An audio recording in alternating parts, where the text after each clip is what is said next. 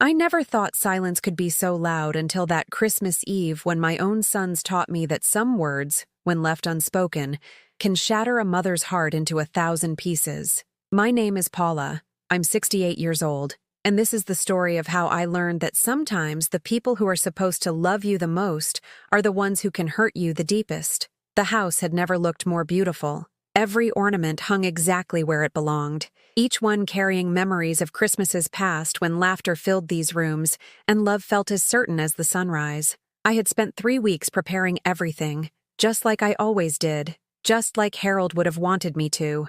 The cinnamon candles flickered on the mantel, casting warm shadows across the family photos that still included his smile, and the old crystal glasses, the ones we only used for special occasions, caught the light from the Christmas tree like tiny stars promising magic. I stood in my kitchen, wearing the red dress Harold always said made me look like Christmas morning itself, smoothing my hands over the apron that had seen 42 years of holiday preparations. My reflection in the window showed a woman who was trying so hard to hold on to tradition, to keep the family together even when half of it was missing. The gray in my hair seemed more silver in the Christmas lights, and the lines around my eyes told stories of decades spent smiling for others, even when my own heart was breaking. 6 months. That's how long Harold had been gone. How long I'd been learning to sleep in a bed that felt too big, to cook meals for one when muscle memory still reached for ingredients to feed a family. The cancer took him slowly, then all at once, and I held his hand until the very end, whispering promises that I would keep our traditions alive, that I would make sure our boys knew they always had a home to come to. Tonight was supposed to be that promise fulfilled. For weeks I had called Michael and David, my voice carefully cheerful as I described the menu I was planning, the way I'd hung Harold's favorite ornament in the spot where he could see it from his chair, the chair I still couldn't bring myself to move. "Come home for Christmas?" I had asked. Not begged, never begged, because a mother shouldn't have to beg her children to remember she exists. The dining room table stretched before me like an altar of hope, set for 4 even though only 3 would sit. I couldn't bring myself to remove Harold's place setting, couldn't accept that the chair where he'd carved turkey and told terrible jokes would remain empty forever. His napkin ring sat exactly where it always had, a small act of defiance against a reality I wasn't ready to embrace. I had prepared his famous glazed ham, the recipe he'd taught me during our first Christmas as newlyweds, when we could barely afford a turkey but were rich in dreams and determination. The sweet potatoes were caramelized exactly the way David loved them as a boy, when he would sneak into the kitchen and steal spoonfuls of the brown sugar mixture before I could stop him. Michael's favorite green bean casserole cooled on the counter, the one with the crispy onions on top that he used to pick off and eat first, leaving the vegetables for last like the methodical child he'd always been. Every dish told a story, carried a memory, represented years of love served on plates, and shared around this table where we'd celebrated birthdays and graduations, where we'd discussed dreams and disappointments, where Harold had announced his diagnosis, and we'd all pretended to be braver than we felt. If you enjoy stories that touch the heart, please subscribe to our channel. We're working toward 1,000 subscribers, and it really helps our work. And please comment letting us know what city you're watching from. The doorbell rang at exactly 7:30, and my heart jumped like a teenager's on a first date. I smoothed my dress one final time, checked my lipstick in the hallway mirror, and took a deep breath that tasted like anticipation and desperate hope. This was it, the moment when my family would gather again, when the house would remember what it felt like to be full of voices and warmth and the kind of love that makes everything else bearable. I opened the door with a smile that had been practicing in mirrors for days, ready to wrap my arms around the 2 men who had once been my babies, who had grown into successful adults, but would always be my little boys in this house where their height marks still lined the kitchen door frame. "Merry Christmas, my darlings," I said, the words tumbling out with all the joy I'd been saving up for weeks. Come in, dinner's almost ready and I've made all your favorites but the hugs never came. Michael stepped past me without even removing his coat, his eyes already scanning the living room with the cold efficiency of an appraiser evaluating inventory. David followed, his expensive shoes clicking against the hardwood floors. Harold and I had refinished ourselves 30 years ago, back when sweat equity was all we could afford, and dreams were the only luxury we possessed. "We're not staying for dinner, Mom," Michael said, his voice as flat as if he were declining a telemarketer's offer. We're just here for Dad's things. The words hit me like a physical blow, stealing the breath from my lungs and the strength from my knees. Not Merry Christmas. Not, how are you holding up? Not even, hello. Just a business transaction, a duty to be discharged as quickly and efficiently as possible. But I've prepared everything, I whispered, my voice barely audible over the sound of my world cracking apart. The ham, the potatoes, all your favorites. I thought you'd want to. David was already heading toward Harold's study, his movements purposeful and dismissive. We don't have much time, Mom. Sarah's parents are expecting us at 8, and we still need to stop by Mike's in-laws. Sarah, Michael's wife of 15 years, who had never quite warmed to family traditions that didn't revolve around her preferences. David's wife, Lisa, who had made it clear from the beginning that holidays with Harold's family were obligations to be endured rather than celebrated. I watched my sons, my own flesh and blood, treat our family home like a storage unit to be cleared, their father's memory like an inconvenience to be processed and divided. The Christmas tree lights blurred through my tears as I stood in my own doorway, wearing my best dress and my brightest smile, watching the two people I loved most in the world treat me like a stranger whose feelings didn't matter, whose heart didn't count, whose years of sacrifice and love had earned her nothing more than polite dismissal. The silence that followed wasn't just quiet. It was the sound of everything I'd believed about family, about love, about the bonds that are supposed to hold us together through loss and grief, and the terrible loneliness of growing older. It was the sound of a mother realizing that the children she'd raised, fed, comforted, and loved unconditionally had grown into strangers who saw her as nothing more than an obstacle between them and their inheritance. But in that silence, something else stirred, something I didn't recognize at first but would come to understand in the days that followed. It wasn't anger, not yet. It wasn't even hurt, though that would come later. It was the first whisper of a question that would change everything.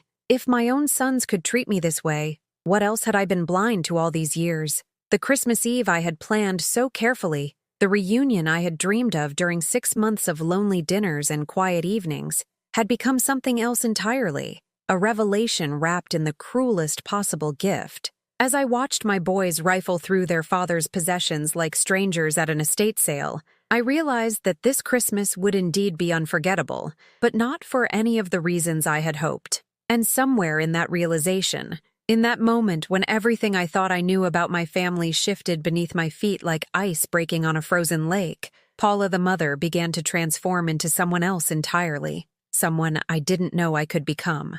I followed them into Harold's study like a ghost in my own home, watching my sons move through the space where their father had spent his final months with the detached efficiency of professional movers.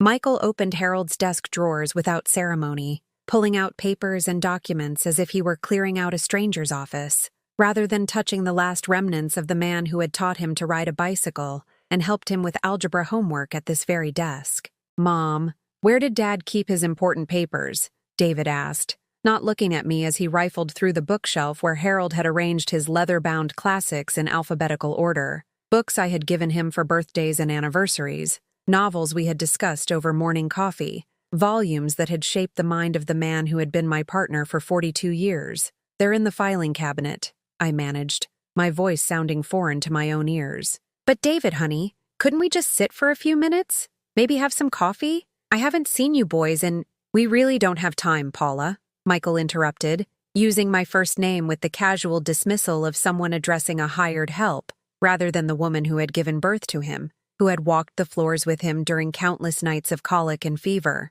"Sarah's making her famous Christmas tiramisu tonight, and you know how she gets when we're late." Sarah's famous tiramisu. I had been making Christmas desserts for this family since before Sarah was even born, perfecting recipes passed down from my own mother, creating traditions that had once meant something to these boys who now spoke of their wives' contributions as if they were more important than 40 years of my own. I watched David pull Harold's watch from the small wooden box where it had rested since the funeral, the same watch Harold had worn every day of our marriage, the one that had ticked against my cheek during thousands of embraces. David held it up to the light, examining it like a jeweler appraising its worth, rather than a son handling his father's most treasured possession.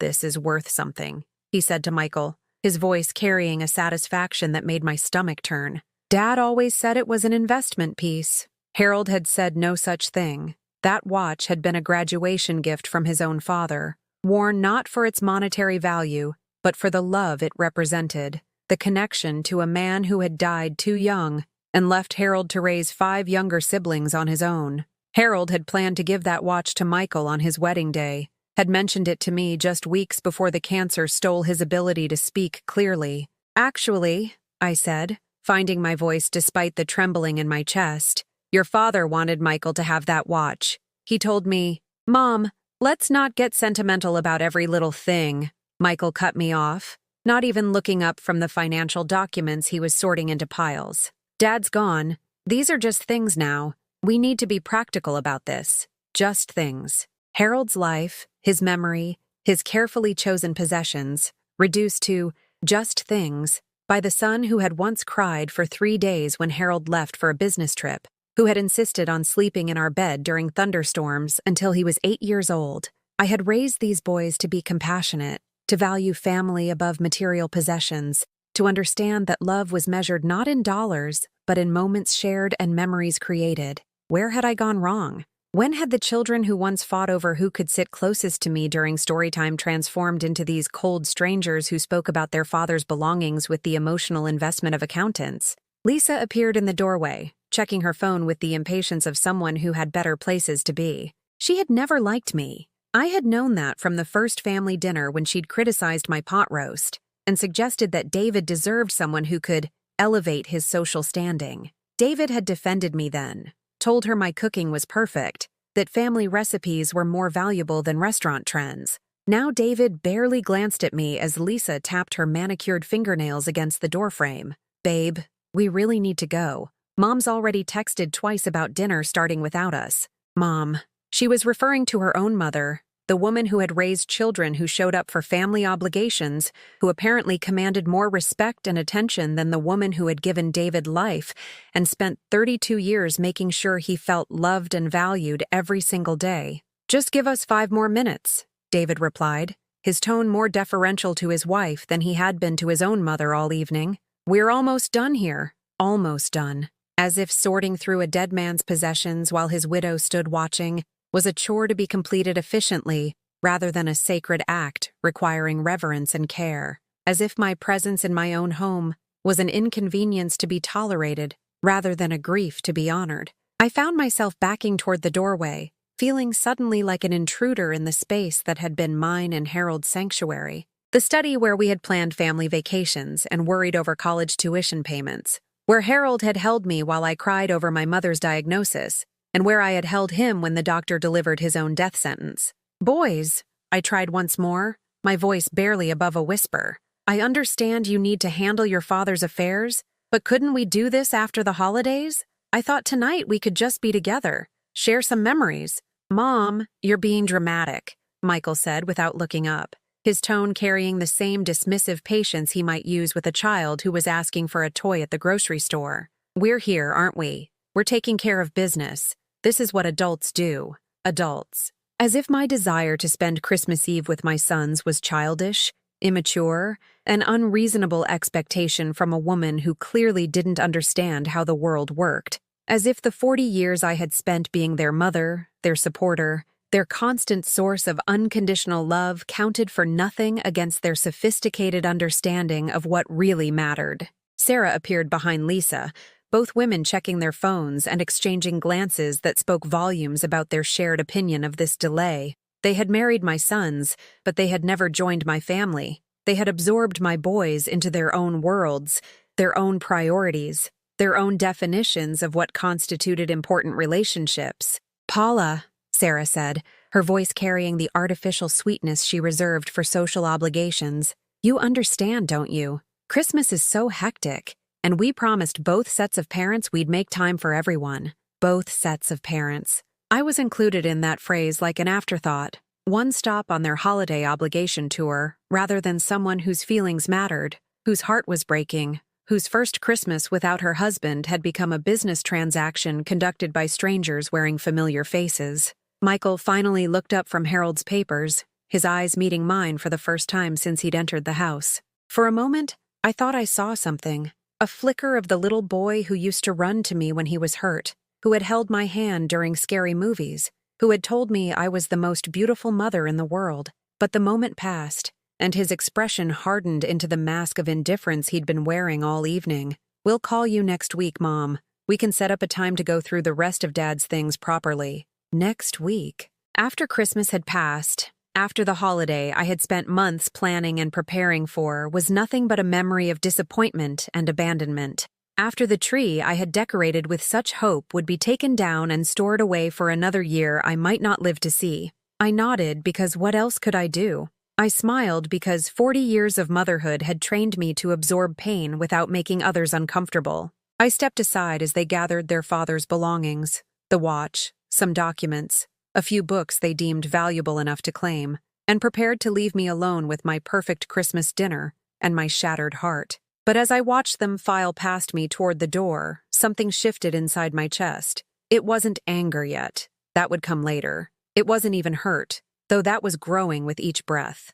It was recognition, the awful clarity that comes when you finally see something that has been true for a long time, but you've been too loving, too hopeful, too invested in maintaining peace to acknowledge. My sons hadn't become cold and calculating overnight. The seeds of this indifference had been planted years ago, watered by their father's favoritism toward their careers over their character, fertilized by wives who saw family obligations as inconveniences to be minimized rather than relationships to be nurtured. And I had been so busy being the perfect mother, the understanding wife, the woman who never made waves or demanded too much, that I had allowed my own value to diminish until even my children saw me as dispensable. The front door closed behind them with a sound like finality, leaving me standing in my beautiful, empty house with the Christmas dinner I had prepared with such love growing cold on the dining room table.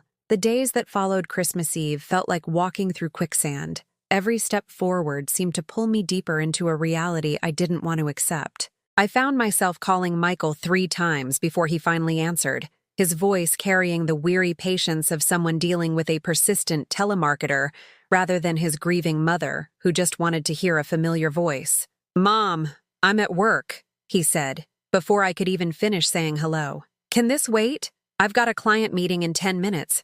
I had called to ask about New Year's Eve, hoping maybe we could salvage something from the holiday season, perhaps start a new tradition that might bring us together in the wake of Harold's absence." But hearing the irritation in his voice, I found myself apologizing instead. "I'm sorry, honey. I just thought maybe—" "Look, I'll call you back later, okay?" The line went dead before I could say goodbye, leaving me holding the phone like a lifeline that had just been severed. I tried David next, catching him between meetings at his law firm. "Mom, you know I can't talk personal stuff during business hours," he said, his lawyer voice in full effect. "It looks unprofessional. Unprofessional. As if a 2-minute conversation with his recently widowed mother would somehow damage his reputation among colleagues who probably called their own mothers regularly without considering it a career liability. I had raised these boys to be successful, encouraged their ambitions, celebrated their achievements. Michael's promotion to senior partner at his accounting firm, David's election to the local bar association board.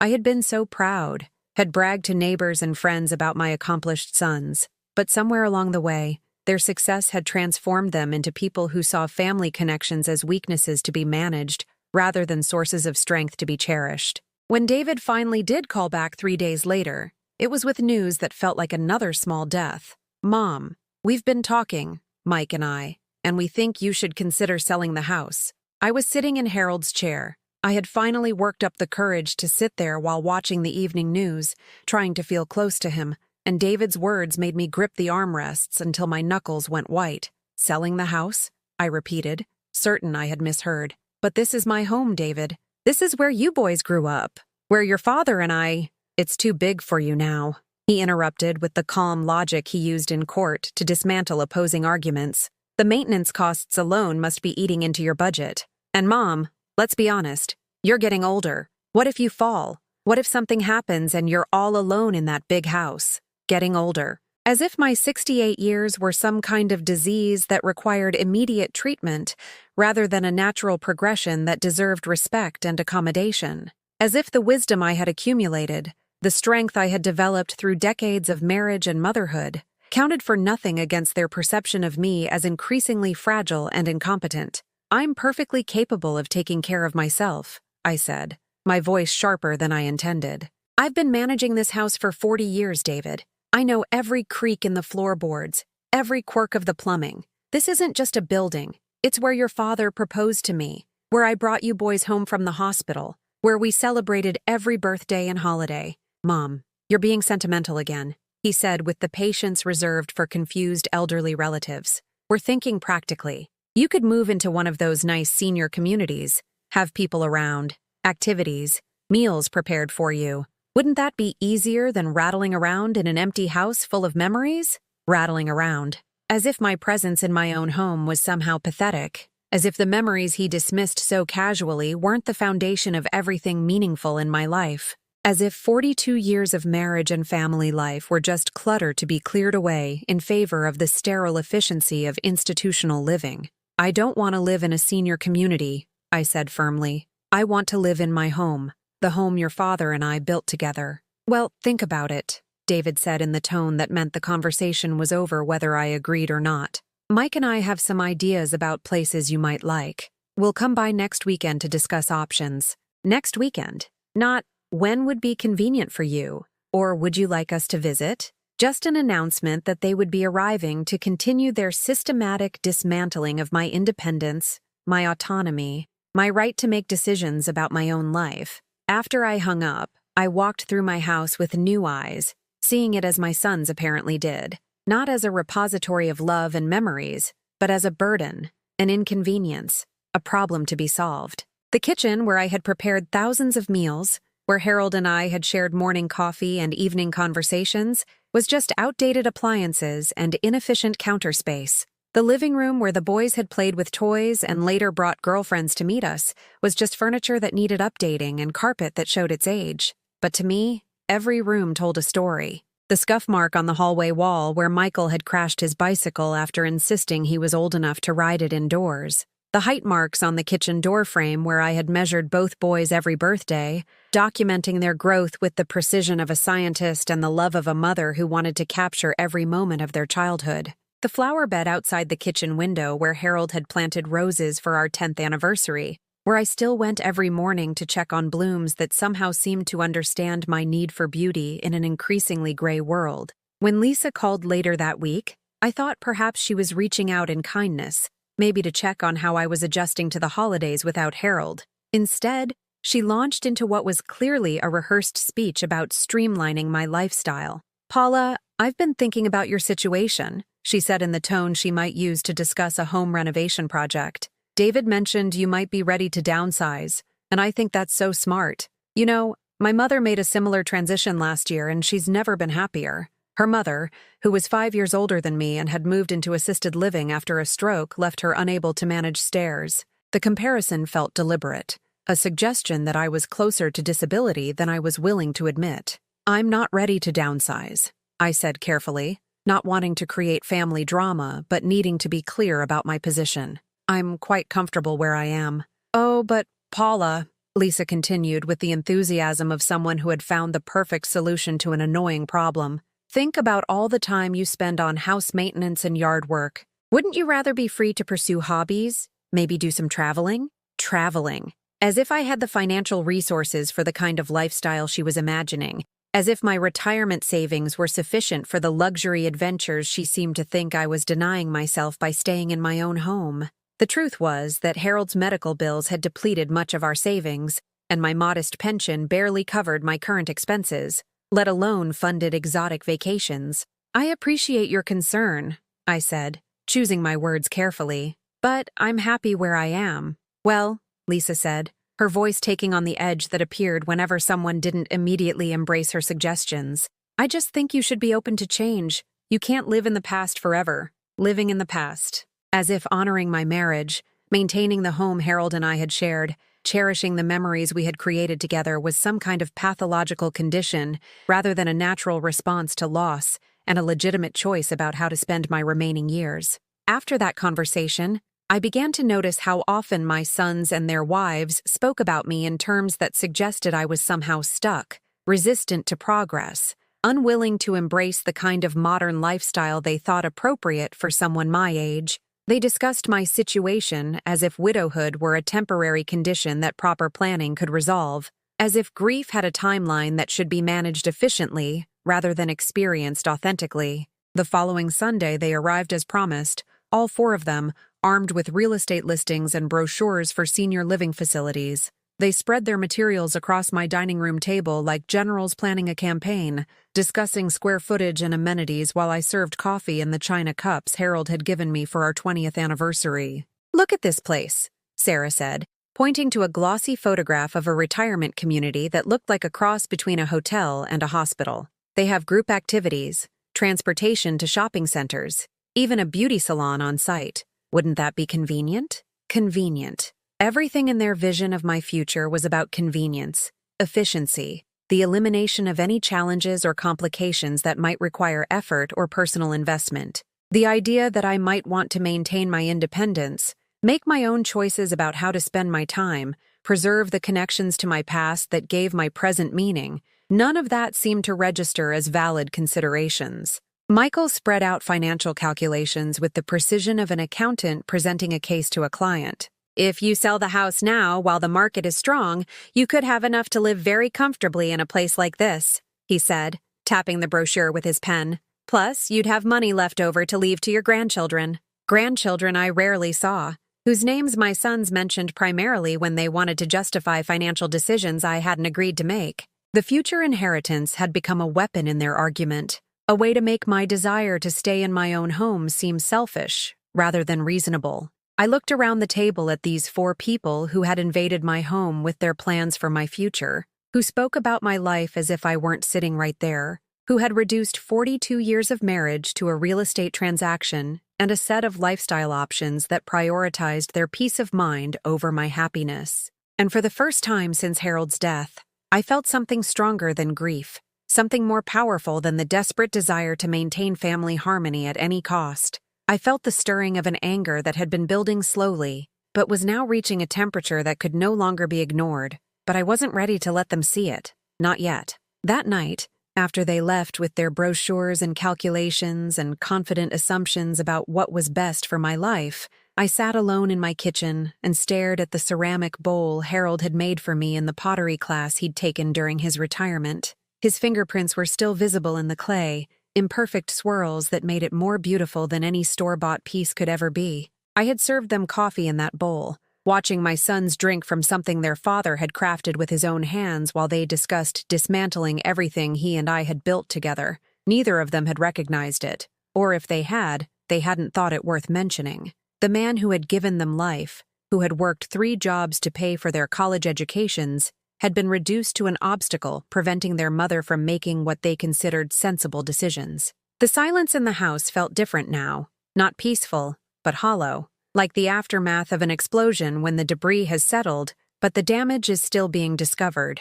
I had spent 6 months learning to live with Harold's absence, but this was something else entirely. This was learning to live with the absence of the children I thought I had raised, the family I thought I had built, the love I thought was unconditional but apparently came with expiration dates and conditions I had never been told about. I found myself walking through rooms that suddenly felt like a museum of my own life, touching objects that held memories my sons dismissed as sentimental clutter. The quilt my grandmother had sewn by hand, each stitch a meditation on love and permanence that had covered my bed throughout childhood, and now draped across the back of the couch where Harold used to read his evening paper. The photograph from our honeymoon, when we'd spent our last $20 on a camera because we wanted to remember the way the ocean looked behind us as we promised to love each other forever. Forever. We had kept that promise, Harold and I, through job losses and family deaths, through the years when money was tight and the future uncertain, through his illness and my fear and the terrible knowledge that forever wouldn't be as long as we had hoped. But our sons had learned a different lesson about commitment, about family loyalty, about the kinds of promises that could be broken when convenience demanded it. I tried calling my sister Margaret in Phoenix, the only family I had left besides my boys, but reached her voicemail with its cheerful message about being out enjoying retirement. Margaret had moved to Arizona 5 years ago with her husband Bob, both of them embracing the freedom of their golden years with the enthusiasm of people who had planned well and saved carefully. They traveled in their RV, played golf, attended community theater productions, living the kind of active senior lifestyle my sons seemed to think I should want for myself. But Margaret had never lost her husband. She had never been forced to rebuild her identity around the absence of the person who had been her companion for 4 decades. She had never had to discover that the children she'd sacrificed for viewed her as a problem to be solved, rather than a person to be cherished. I left a message anyway, trying to keep my voice light and normal, but even to my own ears I sounded like someone pretending to be fine while drowning slowly. "Hi Maggie, it's me. Just checking in. Hope you and Bob are well. Call me when you get a chance." But I knew she wouldn't call for days, maybe weeks. Her life was full of activities and commitments and the kind of social calendar that retirement communities fostered among people who had resources and health and partners to share their adventures. She loved me, but I had become the obligation sister, the one whose calls usually brought problems rather than celebrations, whose widowhood had transformed her from a peer into someone who needed managing and advice. 3 days later, David called during my dinner. A simple meal of soup and crackers that I ate standing at the kitchen counter, because sitting at the dining room table alone felt too much like surrendering to the reality that family dinners were a thing of my past. "Mom, we've been talking to a realtor," he announced without preamble, as if my opinion on this development was irrelevant to the conversation. "Janet Morrison. You remember her? She sold the Hendersons' place last spring. She thinks we could get top dollar for your house if we list it now, before the spring market gets crowded." We. As if the house belonged to all of us. As if I were simply a tenant whose lease was up rather than the owner who had the legal and moral right to make decisions about my own property. "David, I told you I'm not ready to sell," I said, setting down my spoon because my hand had started shaking, and I didn't want him to hear it in my voice. "Mom, you're not thinking clearly about this," he replied with the patient condescension he probably used with difficult clients. "The house is appreciating every month you wait, but more importantly, it's not safe for you to be living alone in a place that size. What if you fell down the basement stairs? What if you had a medical emergency in the middle of the night? What if? What if? What if?" My life had been reduced to a series of hypothetical disasters that justified stripping away my autonomy in the name of protection. Never mind that I had been navigating those same basement stairs for 40 years without incident. Never mind that I had a medical alert system and neighbors who checked on me regularly. Never mind that I was in better health than many women 20 years younger and had no intention of becoming the helpless invalid they seemed determined to see when they looked at me. "I'm not going to fall down the stairs," I said firmly. "And if I have a medical emergency, I have systems in place to get help. David, this is my home. I have the right to live in it as long as I choose to." "Rights aren't the issue here, Mom," he said, his lawyer voice taking on the edge that appeared when opposing counsel made arguments he considered frivolous. "This is about what's practical, what's smart, what's best for everyone involved. Everyone involved." As if my preferences were just one factor to be weighed against more important considerations. As if the woman who had given birth to him and raised him and supported his education and career was just another stakeholder whose interests needed to be balanced against what was convenient for him and his wife. "I am thinking clearly," I said, my voice rising despite my efforts to remain calm. "I'm thinking that this is the home I shared with your father, where I raised you and your brother, where I have 40 years of memories and a garden I planted, and neighbors who have become friends. I'm thinking that I have the right to grieve my husband and adjust to widowhood in my own space, in my own time, without being pressured to make major life changes because they would be easier for other people to manage." The silence that followed was longer than comfortable, filled with the kind of tension that appears when someone says something true that others don't want to acknowledge. "Mom," David said finally, his voice carrying a weariness that suggested I was being unreasonably difficult. "We're just trying to help. We love you, and we want what's best for you." Love. The word hung between us like a bridge that had been damaged, but not yet completely destroyed.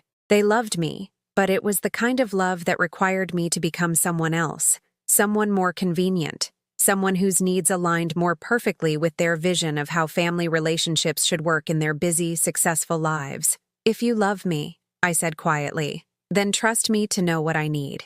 Trust me to make good decisions about my own life. Trust me to ask for help if I need it, instead of assuming I'm incapable of taking care of myself. Another silence. Shorter this time, but somehow more final. We'll talk about this more when we see you Sunday, David said, his tone suggesting the conversation was over, regardless of whether I had more to say.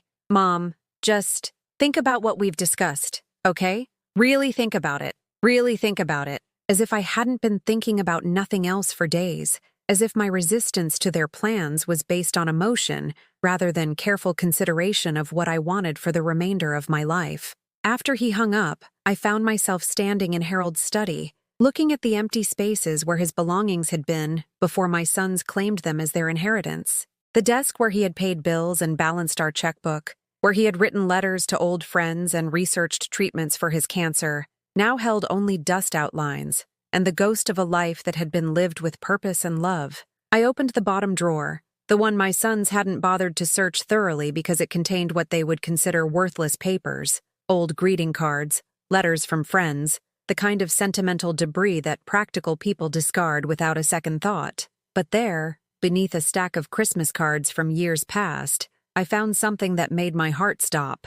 An envelope with my name written in Harold's careful handwriting, sealed, but obviously placed where I would eventually find it. Inside, a letter dated just 2 weeks before his death, when the pain medication had made him sleep most of each day, but he had still found the strength to write me one final message. "My dearest Paula," it began, and I had to sit down because my legs suddenly couldn't support the weight of this unexpected gift. "If you're reading this, then I'm gone, and you're discovering how different life looks when you're facing it alone.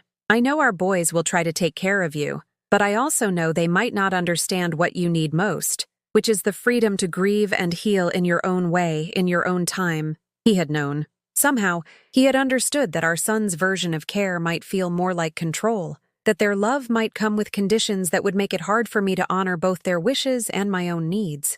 But there was more to the letter, much more. And as I read the rest of Harold's words, I felt something shift inside me, not anger anymore, but something quieter and more powerful, something that felt like the beginning of understanding that I still had choices to make, decisions that were mine alone, power that I had forgotten I possessed. For the first time since Christmas Eve, I smiled, but it wasn't a smile my sons would have recognized, and it definitely wasn't the smile of a woman who was ready to surrender her independence for the sake of family peace. Harold's letter contained more than just words of comfort. It contained information that changed everything I thought I knew about our financial situation and my son's motivations. With hands that trembled not from fear, but from a strange new energy, I read about investments Harold had made without telling me, accounts he had established in my name alone, decisions he had made during his final months that would ensure my security long after he was gone.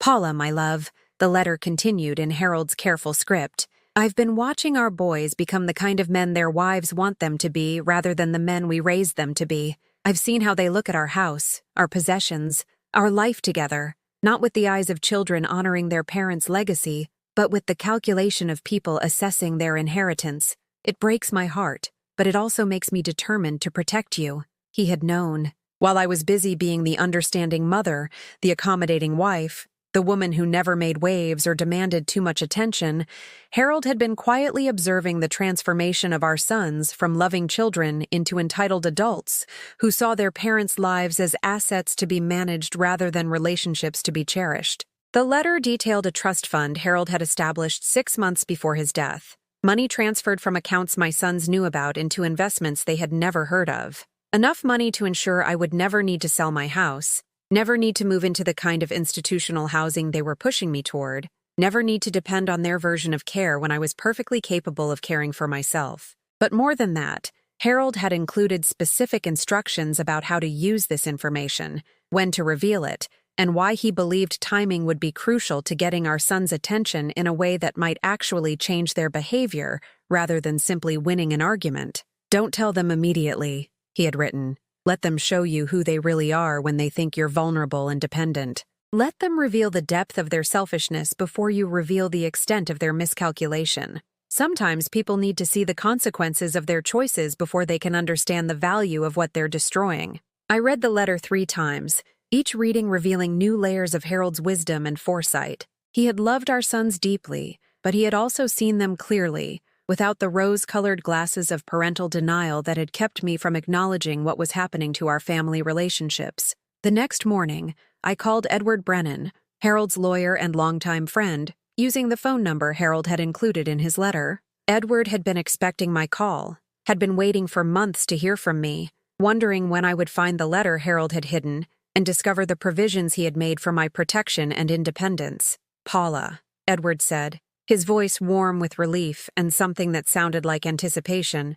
"Harold told me you might need some guidance when you found his letter. Are you ready to learn about what he set up for you?" We met that afternoon at Edward's office, a comfortable space lined with law books and family photographs that reminded me of Harold's study before my sons had stripped it of everything meaningful. Edward explained the trust in detail, showing me documents and statements that revealed the extent of Harold's planning and the security he had created for my future. "Your husband was very specific about his intentions," Edward said, spreading papers across his desk with the careful attention of someone revealing a treasure map.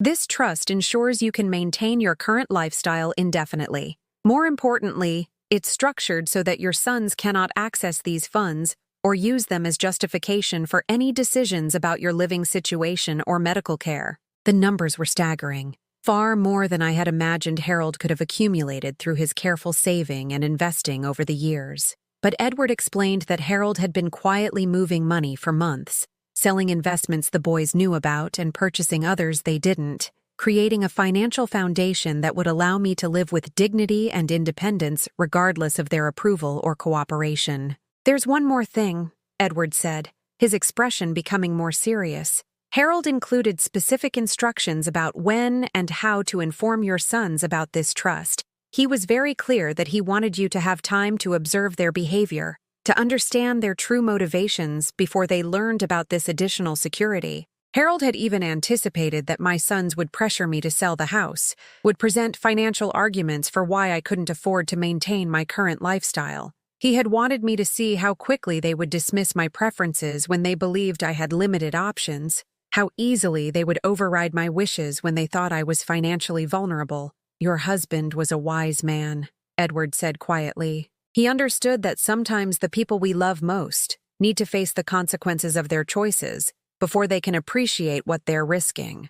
That evening, I sat in Harold's chair, my chair now, and felt something I hadn't experienced in months. Not hope exactly, but something stronger and more practical. Power. The knowledge that I had choices my sons didn't know about, resources they couldn't control, options that would allow me to respond to their pressure from a position of strength rather than vulnerability. For the first time since Christmas Eve, I slept deeply and dreamlessly, waking refreshed and energized in a way that had nothing to do with caffeine and everything to do with the clarity that comes from understanding your true situation rather than operating from assumptions that others want you to believe. When Michael called the next day to inform me that he and David would be bringing the realtor by on Saturday to assess the house's market value, I listened to his announcement with a calmness that surprised both of us. "We thought you should hear her professional opinion about pricing and timing," he said in the tone he might use to discuss a business transaction with a client. "Janet thinks we could have offers within a week if we price it competitively." "Of course," I said mildly. "I'd be happy to meet with her." The silence that followed was longer than Michael had expected. He had been prepared for resistance, arguments, emotional appeals about family memories and sentimental attachments. My easy agreement threw him off balance in a way that was deeply satisfying to witness, even over the phone. "Oh," he said finally. "Good. That's good. I thought you might be more resistant to the idea." "I've been thinking about what you and David said," I replied, choosing my words carefully. "About being practical, making smart decisions. You're right that I should consider all my options." This was true, though not in the way Michael assumed. I was indeed considering my options, but they were options Harold had created and Edward had explained, choices that had nothing to do with the limited alternatives my sons were trying to force on me. "Great," Michael said, his relief obvious. "Janet will be there around 10 on Saturday. Maybe afterward we can look at some of those senior community brochures Sarah picked up for you." "Maybe," I agreed pleasantly. knowing that by Saturday afternoon, my son's understanding of my situation would be very different from what it was today. When David called later that evening to discuss logistics for my eventual move,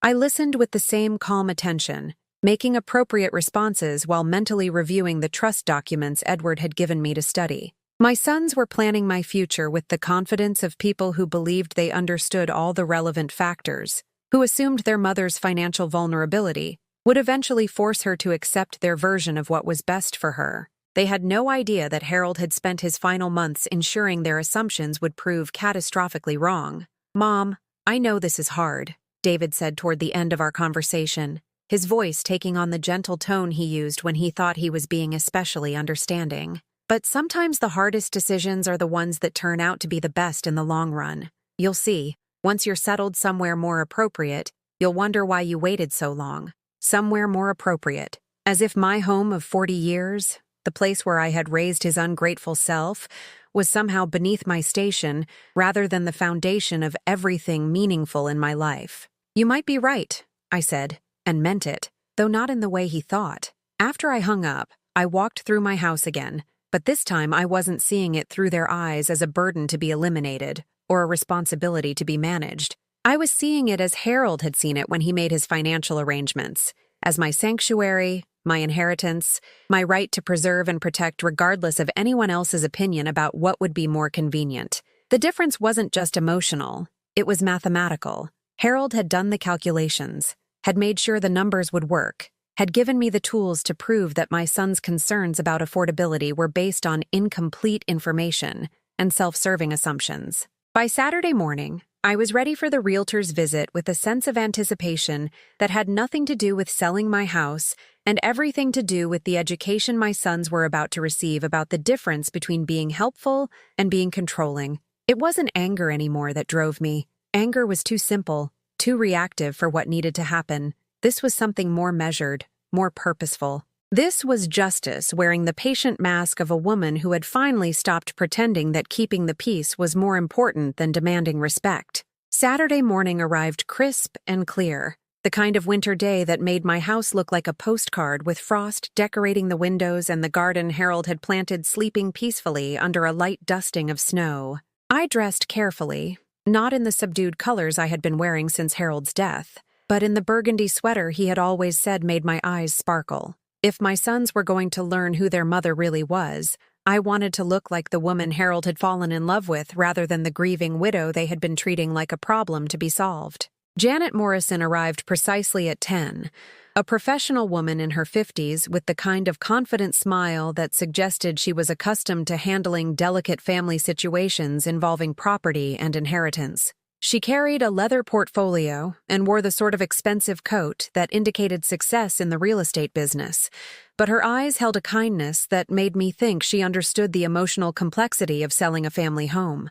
"Mrs. Morrison," she said, extending a well-manicured hand, "I'm so sorry for your loss. Your sons have told me this is a difficult decision, but sometimes a change of scenery can be exactly what we need to start the next chapter of our lives." I invited her in for coffee, settling her at the kitchen table where Harold and I had shared thousands of conversations and where I now planned to have one of the most important discussions of my widowhood. Janet admired the house's original hardwood floors and built-in cabinetry, commenting on the quality of workmanship that you rarely saw in newer construction. "Your husband had excellent taste," she said, running her fingers along the hand-carved molding around the kitchen windows. "These details add significant value to a property. I'd estimate we could list this for considerably more than your sons initially suggested." We were deep in discussion about market conditions and comparable sales when Michael and David arrived, their wives trailing behind with the resigned expressions of people attending an obligation rather than a family gathering. Sarah carried another stack of senior community brochures, while Lisa had her phone out, probably coordinating whatever social engagement would claim their attention after they finished disposing of their mother's living situation. "Mom, you look nice," David said, and for a moment I caught a glimpse of the son who had once complimented my appearance without any ulterior motive. But the moment passed quickly as he turned to Janet with the focused attention he reserved for business matters. "What's your assessment? Are we looking at a quick sale?" "Oh, definitely," Janet replied enthusiastically. "This is exactly the type of property that moves fast in today's market. Classic construction, mature neighborhood, excellent maintenance. I'd recommend listing within the next 2 weeks to capture the early spring buyers. Michael nodded approvingly, already calculating numbers in his head. And the pricing? We want to be aggressive but realistic. As they discussed market strategies and pricing tiers, I watched my sons transform into the successful professionals they had become, confident, decisive, completely comfortable making plans that would fundamentally alter someone else's life. They spoke about my house as if I weren't sitting right there, as if the decision to sell had already been made and only the details remained to be worked out. The beauty of this situation, Janet continued, is that Mrs. Morrison won't need to worry about any of the staging or showing logistics. I can handle everything, and with the market this strong, we could probably have a signed contract within 10 days. Perfect, Sarah interjected, consulting her phone calendar. That would give us time to get Mom settled in her new place before things get too hectic with spring activities.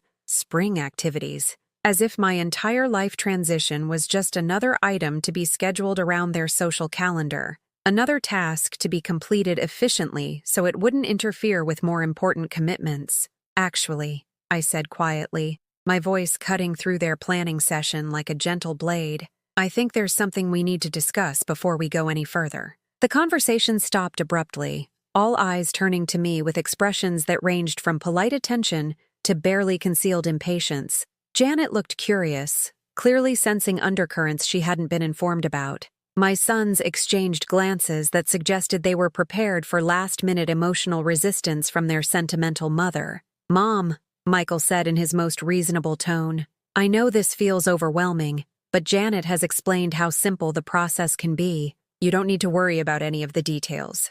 "I'm not worried about the details," I replied calmly. "I'm wondering why you've scheduled a realtor to assess my house when I never agreed to sell it." The silence that followed was the kind that appears when people realize they've been operating from assumptions that may not be as solid as they believed. Janet looked confused, glancing between me and my sons as if trying to understand the family dynamics she'd walked into. "Mrs. Morrison?" Janet said carefully. "Your sons gave me the impression that you were ready to downsize, that this meeting was to discuss logistics rather than whether to proceed. Did they?" I asked, maintaining the same pleasant tone I might use to comment on the weather. "How interesting. Michael, David, when exactly did I tell you I was ready to sell my home?" Michael's face flushed slightly, the way it had when he was caught in childhood lies. "Mom, we discussed this multiple times. You said you'd think about our suggestions." "I said I'd think about your suggestions," I agreed. "Thinking and agreeing are different things, aren't they? I'm a widow, not an incompetent person who needs her children to make major life decisions for her." Lisa shifted uncomfortably in her chair, probably recognizing the tone I was using as something sharper than the accommodating mother-in-law she was accustomed to managing. Sarah had stopped consulting her phone and was paying attention with the focus of someone who sensed the conversation had taken an unexpected turn. "Mom, you're being unreasonable," David said, his lawyer voice emerging as he realized this wasn't going according to plan. "We've explained the practical advantages of relocating. The financial benefits alone should convince you that this is the smart choice." "Financial benefits," I repeated thoughtfully. "You mean the money I'd have after selling this house and moving into institutional housing? The funds that would be available for my care and, eventually, your inheritance?" The words hung in the air like a challenge none of them wanted to acknowledge directly. Janet looked deeply uncomfortable, clearly wishing she'd asked more questions before agreeing to this family meeting. "That's not what this is about," Michael protested, but his voice lacked conviction. "We're concerned about your safety, your welfare. This house is too much for you to handle alone." "Too much for me to handle," I mused, as if considering this assessment for the first time. "You know, that's interesting, because I've been handling this house just fine for 6 months without your father's help. I've managed the utilities, the maintenance, the yard work, the day-to-day responsibilities that apparently you think are beyond my capabilities." "Mom," David started, but I held up my hand. "I'm not finished," I said firmly, and something in my voice made him close his mouth immediately. "For weeks, you've been telling me what's best for my future, what I can and cannot afford, what I should and shouldn't want for the remainder of my life. You've brought realtors to my home and discussed my personal business with strangers, all without my explicit consent." Janet was gathering her papers, clearly understanding that she had stumbled into a family conflict that had nothing to do with real estate. "Perhaps I should let you folks work this out privately," she said diplomatically. "Actually, Janet, I'd like you to stay," I said pleasantly, "because I think my sons need to hear some information from a professional before they continue making assumptions about my financial situation." The room went very quiet. Michael and David exchanged glances that suggested they were beginning to sense that this conversation wasn't going to end the way they had expected. Sarah and Lisa looked confused, clearly out of their depth in a family dynamic they had never witnessed before. "I had a very interesting meeting with Edward Brennan this week," I continued conversationally. "Harold's lawyer? You remember Edward. He handled your father's will, made sure you both received the inheritances Harold wanted you to have." "Of course we remember Edward," Michael said cautiously. "What does he have to do with the house situation?" "Well," I said, settling back in my chair like someone preparing to tell a long and complicated story, "it turns out your father made some financial arrangements I wasn't aware of until this week. Arrangements that significantly change the assumptions you've been making about my ability to maintain my current lifestyle." The silence that followed was profound, broken only by the ticking of the kitchen clock Harold had wound every Sunday for 40 years. Janet had stopped pretending to organize her papers and was listening with the frank curiosity of someone witnessing a family drama unfold in real time. "What kind of arrangements?" David asked, his lawyer instincts obviously telling him that whatever came next would be important to understand completely. I smiled at my sons, not the accommodating smile of a mother trying to keep peace, but the satisfied smile of a woman who was about to teach her children a lesson they would never forget. "The kind that mean I'll never need to sell this house," I said quietly. "The kind that ensure I can live exactly where I choose, exactly how I choose, for as long as I choose. The kind that make your concerns about my financial security completely unnecessary."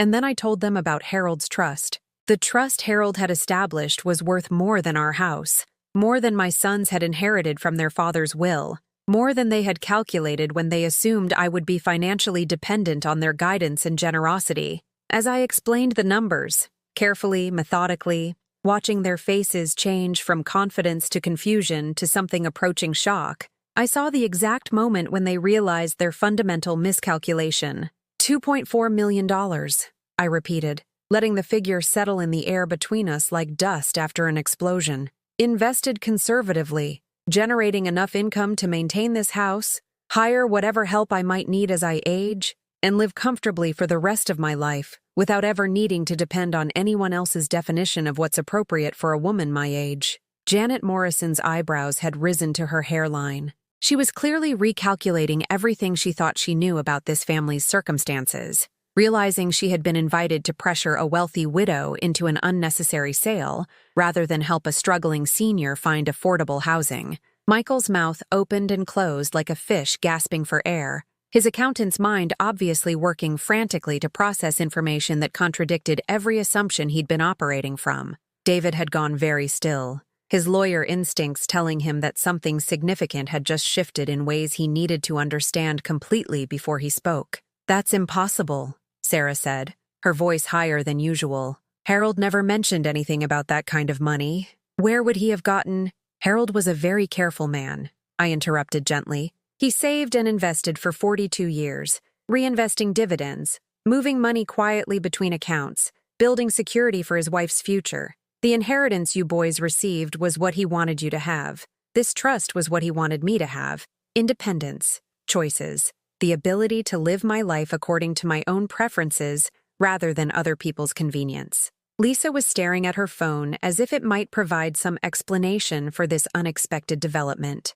Her fingers moved across the screen, probably calculating what $2.4 million meant for family dynamics she thought she understood, inheritance expectations that had just been dramatically altered. "But Edward would have told us about something like this during the will reading," David said slowly, his legal training asserting itself despite his obvious shock. "There are disclosure requirements, tax implications. Edward told you about everything you needed to know for your father's will," I replied calmly. "This trust was established separately, in my name only, with Edward as trustee until I was ready to take full control, which, according to Harold's instructions, was supposed to happen after I'd had time to observe how his death affected family relationships." The silence that followed was deafening. I could see each of them processing the implications, not just financial, but personal. They had spent months treating me like a burden, a problem to be managed, a dependent relative whose needs had to be balanced against their own convenience.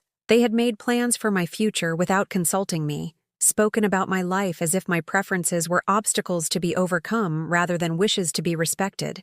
And they had done all of this while I was, unknown to them, wealthier than any of them would likely ever be. "Mom," Michael said finally, his voice small in a way I hadn't heard since he was a child who'd been caught doing something he knew was wrong. "We didn't know. We thought we were trying to help." "You were trying to help," I agreed, choosing my words carefully. "But you were helping yourselves feel better about what you saw as the burden of caring for an aging parent, not helping me live the life I wanted to live. There's a difference." Janet cleared her throat diplomatically. "Mrs. Morrison, it sounds like you don't actually need to sell your house. Perhaps I should withdraw from this situation and let your family work through these new developments privately." "Actually, Janet, I'd like you to stay a bit longer," I said pleasantly. "Because while I don't need to sell my house, I am interested in making some other real estate investments. Harold's Trust includes provisions for property acquisition, and I've been thinking that a vacation home might be a nice way to enjoy my retirement years." The words hit my sons like individual slaps. Not only did they not need to worry about my financial security, they hadn't been included in my financial planning at all. The woman they had been treating like a dependent was considering purchasing additional properties, while they worried about their own mortgage payments and college funds for children whose inheritance expectations had just been dramatically reduced. "A vacation home," David repeated flatly, as if the words were in a foreign language he was struggling to translate. "Something near the coast, perhaps," I continued conversationally. "Or maybe a cabin in the mountains where I could spend summers gardening and reading without worrying about what anyone else thinks I should be doing with my time." Sarah was looking at Michael with an expression I had never seen before. Not anger exactly, but a kind of calculation that suggested she was reassessing everything she thought she knew about family financial dynamics. Lisa had stopped pretending to check her phone and was staring at me as if I had suddenly sprouted wings. "Mrs. Morrison," Janet said carefully, obviously recognizing an opportunity when she saw one, "if you're serious about looking at vacation properties, I'd be happy to show you some listings. The mountain area about 2 hours north has some beautiful options, and with your financial flexibility, you could really find something special." "That sounds lovely," I replied warmly. "Perhaps we could schedule something for next week." As Janet and I discussed potential viewing appointments, I was acutely aware of the silence from my sons and their wives. They had arrived this morning confident in their understanding of the situation, prepared to finalize arrangements for managing their mother's declining circumstances. Instead, they were witnessing the emergence of a woman they apparently had never really known, someone with resources they hadn't imagined, independence they hadn't considered, and options they definitely hadn't planned for. "Mom," David said when Janet had finished noting down my contact information, "we need to talk. Privately. This changes everything." "Does it?" I asked mildly. "What exactly does it change, David?" He struggled for words, clearly recognizing the trap in my question. What could he say? That they would treat me differently now that they knew I was wealthy? That their concern for my welfare had been contingent on my financial vulnerability? That their love came with conditions related to their perception of my dependence on them? "It changes our understanding of your situation," he said finally, choosing his words with legal precision. "We made assumptions about your needs, your limitations. If we had known about your actual financial position, you would have what?" I interrupted gently. "Respected my wishes about staying in my own home, consulted me before making appointments with realtors, treated me like a competent adult capable of making my own decisions about my life?" The questions hung in the air unanswered because we all knew the answers, and none of them reflected well on my son's behavior over the past months. Michael tried a different approach.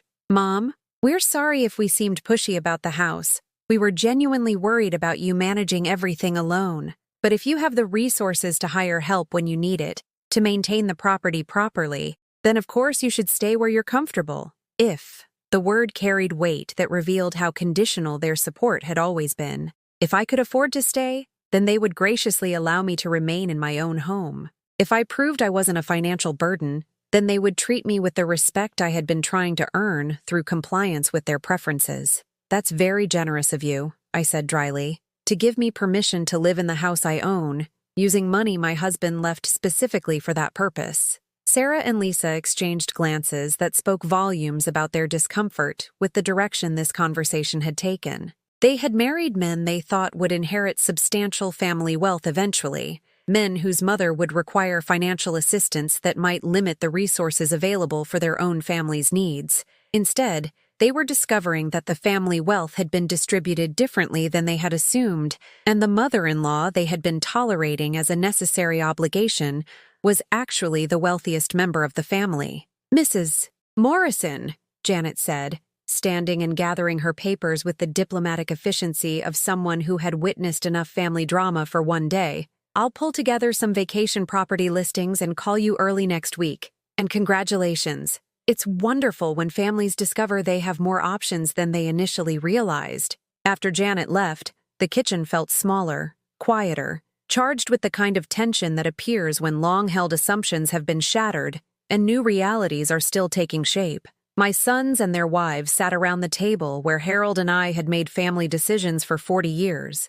But the balance of power had shifted so dramatically that none of them seemed to know how to proceed. "Mom," Michael said finally, his voice carrying a humility I hadn't heard in years, "we owe you an apology. We've been treating you like you couldn't take care of yourself, like you needed us to make decisions for you. We were wrong." "Yes," I agreed simply. "You were, but I wasn't finished with them yet." The apology was a beginning, but it wasn't enough to address the months of condescension. The assumption that my age and widowhood had rendered me incompetent, the casual dismissal of my preferences in favor of their convenience. They were about to learn that having money was just one type of power, and I had been accumulating other kinds of strength they hadn't noticed at all. In the weeks that followed our kitchen revelation, my sons called more frequently than they had in months, but the tone of our conversations had changed completely. Where once they had spoken to me with the patronizing patience reserved for elderly relatives who needed gentle management,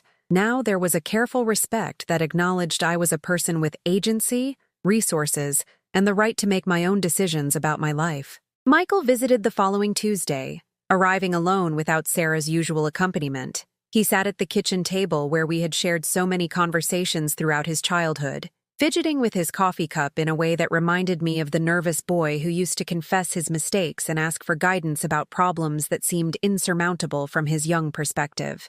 "Mom," he said finally, "I've been thinking about everything that happened last weekend, and I realize we need to have a conversation about more than just money." I waited, giving him the space to find his words without rushing him toward conclusions I wanted him to reach. This was one of the lessons Harold's letter had taught me, that sometimes people need time to discover their own understanding rather than having wisdom imposed upon them from outside. "Sarah and I have been talking," he continued, "about the way we've been treating you since Dad died, about the assumptions we made, the decisions we tried to make for you, and we realized that even if you didn't have the trust fund, even if you were struggling financially, we still wouldn't have had the right to pressure you the way we did." This was progress. Recognition that the problem hadn't been my supposed financial vulnerability, but their assumption that vulnerability gave them authority over my choices. It was a distinction many adult children never learned, even when their parents maintained their independence successfully.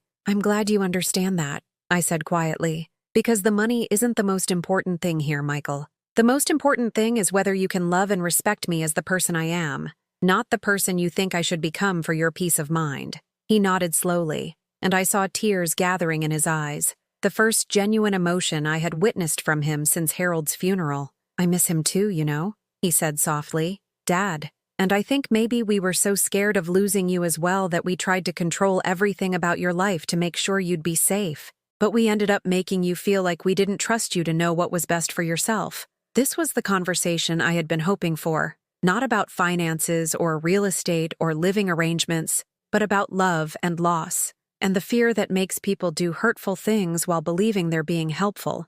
Harold would have been proud of Michael for finding the courage to examine his own motivations honestly. "I understand being scared," I told him. "I've been scared too, scared of being alone, scared of making mistakes, scared of becoming the burden you seem to think I already was. But fear isn't a good foundation for making decisions, especially decisions about other people's lives. We talked for 2 hours that afternoon, sharing memories of Harold and discussing the ways grief had changed both of us in unexpected directions. Michael admitted that his own anxiety about financial security had colored his perception of my situation, that his need to feel useful and responsible had led him to create problems he could solve rather than accepting that I was managing my life competently without his intervention. David's conversation came a few days later, though his approach was characteristically different, more analytical, more focused on understanding the systems and structures that had led to our family conflict. He brought legal documents Edward had prepared, papers that would ensure my financial independence was protected, regardless of any future changes in my health or cognitive abilities. "I want you to know," he said, spreading the documents across my dining room table with the careful attention of a lawyer explaining important provisions to a client, "that I've reviewed everything Edward set up, and it's brilliant. Dad thought of contingencies I wouldn't have considered, protections that ensure you'll never be vulnerable to the kind of pressure we put on you." It was typical of David to focus on the technical aspects of Harold's planning, but I appreciated his thoroughness. He explained how the trust was structured to prevent anyone, including family members, from gaining control over my assets or using financial arguments to influence my living situation. "But Mom," he said when he finished his legal explanation, "I need you to know that I would never have supported pressuring you to sell the house if I had understood how much it meant to you to stay. The money was never the real issue. The real issue was that Lisa and I were planning our own financial future based on assumptions about inheriting your estate, and we let those assumptions affect how we treated you." This admission was more painful than the revelation about the trust fund had been, because it confirmed what I had suspected, but hoped wasn't true, that their concern for my welfare had been contaminated by their expectations about eventual inheritance. But it was also the kind of honest acknowledgement that could serve as the foundation for rebuilding our relationship on more authentic terms. "I appreciate your honesty," I said carefully, "and I want you to know that your father's trust doesn't change the provisions he made for you and Michael in his will. The money he left you was meant to be yours regardless of what happened with my inheritance. But the money he left me was meant to ensure I could live and die with dignity, according to my own choices." We spent that evening going through photo albums, remembering family vacations and holiday celebrations, discussing the stories behind pictures that captured moments when we had been genuinely happy together. It was the kind of conversation families should have regularly, but often postpone until crisis forces them to remember what actually matters. Over the following month, both of my sons made efforts to rebuild our relationship based on respect rather than obligation. They called to ask about my plans rather than to make suggestions about what I should be doing. They visited to spend time with me rather than to check items off their duty lists. They included me in their lives because they wanted my company rather than because they felt responsible for my loneliness. Sarah and Lisa's adjustment took longer, but even they began to engage with me differently once they understood that their husband's inheritance expectations had been based on incomplete information. There would always be some distance between us. We were too different in our values and priorities to become close friends, but the patronizing superiority they had displayed when they thought I was dependent on their family's generosity disappeared completely once they realized I was financially independent. By spring, I had established new traditions that honored both my need for family connection and my right to personal autonomy. Sunday dinners became optional rather than obligatory, but when my sons and their families chose to join me, the conversations were warmer and more authentic than they had been in years. I bought the vacation cabin Janet had shown me, a beautiful retreat in the mountains where I could spend summers reading and gardening, without anyone questioning whether I was making appropriate use of my time. The house Harold and I had shared remained my primary residence, but it was no longer a monument to the past. I redecorated some rooms, planted new flowers in the garden, invited neighbors over for coffee and conversation. The space that had felt empty and purposeless during my darkest months of grief gradually became a home again. Not the same home it had been when Harold was alive, but a place where I could build whatever kind of life I wanted for my remaining years. On the first anniversary of Harold's death, I held a memorial dinner at my house, inviting both my sons and their families to share memories and celebrate the man who had given us all so much. As we sat around the dining room table where I had served that lonely Christmas dinner almost a year earlier, I realized that Harold's greatest gift hadn't been the financial security he had provided through his trust. His greatest gift had been the wisdom to understand that love without respect is just another form of control, and that the strongest families are built on the foundation of each member's right to live authentically, rather than according to other people's expectations of what would be most convenient or appropriate. "Thank you, Harold," I whispered, as I watched my sons laugh at stories their children were telling about their grandfather, "for knowing exactly what I would need, and exactly when I would need the strength to claim it." I had learned that sometimes the most loving thing you can do for people is to stop allowing them to treat you badly, even when they believe their intentions are good. Sometimes dignity is more important than harmony, and sometimes the person who seems most vulnerable is actually the one who understands strength in ways that others are only beginning to discover. At 68, I was finally living the life Harold and I had dreamed of, not the life other people thought would be easier for them to manage, but the life that honored everything we had built together and everything I still had the capacity to become, and it was beautiful.